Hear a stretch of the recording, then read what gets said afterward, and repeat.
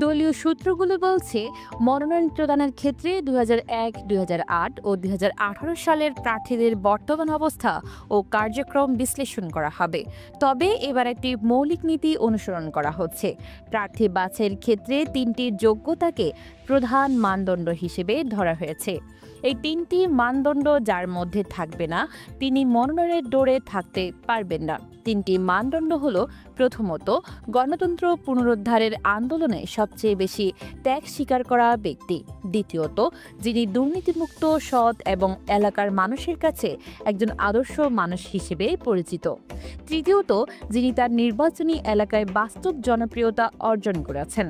বিএনপির দায়িত্বশীল নেতারা বলছেন, এবারের মনোনয়ন প্রক্রিয়ায় চমক থাকবেই। কিছু কিছু আসনে এমন ব্যক্তিকে মনোনয়ন দেওয়া হবে যাদের কথা আগে কেউ ভাবেনি। আবার অনেক সিনিয়র ও পরিচিত নেতাও হয়তো এবার বাদ পড়তে পারেন।